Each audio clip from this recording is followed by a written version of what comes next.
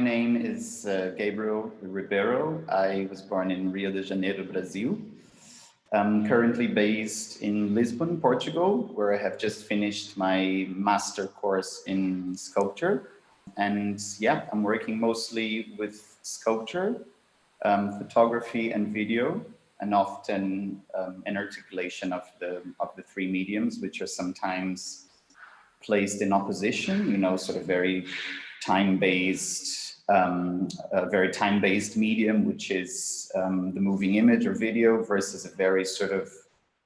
material present medium, which is sculpture,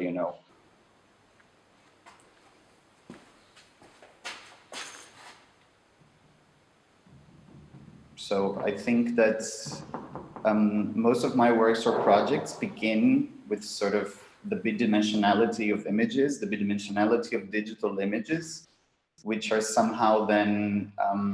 swallowed or like resuscitated by more three-dimensional approaches in sculpture. But I would say that images, and more specifically digital images, are usually the sort of embryo of further sculptures.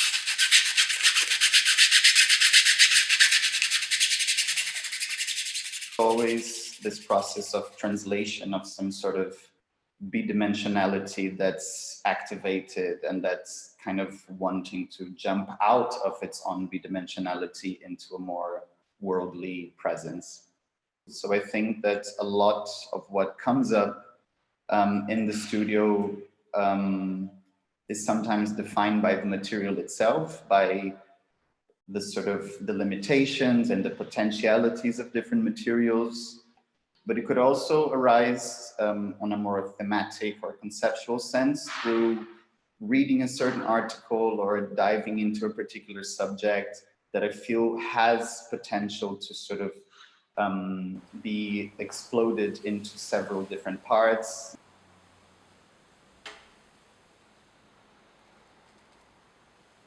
So the project that I'm developing for Glogauer has so far titled Quench,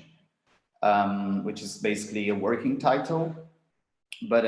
this particular project started with an intention of further elaborating on my use of a particular material, which is agar. For those who don't know, agar is a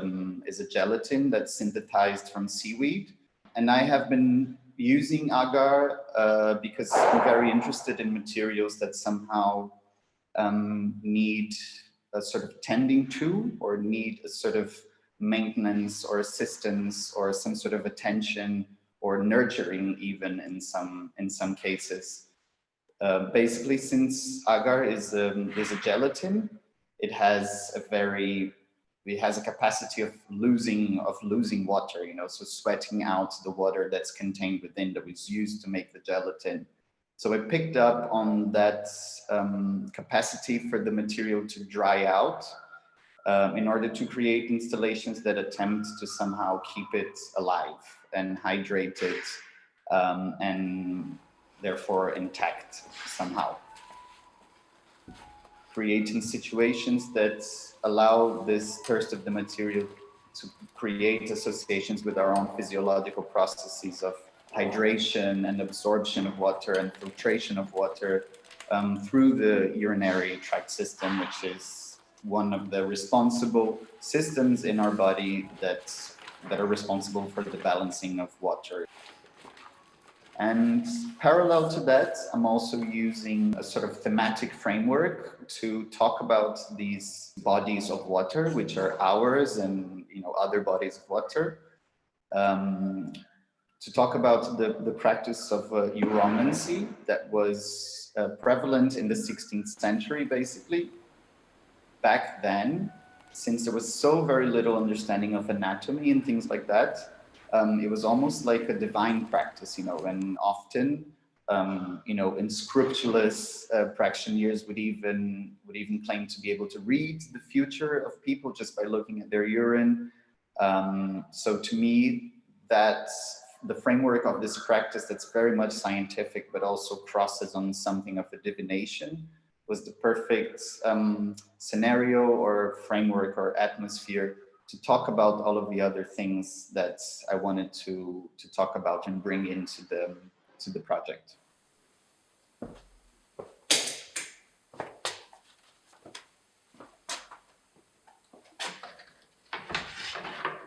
I think that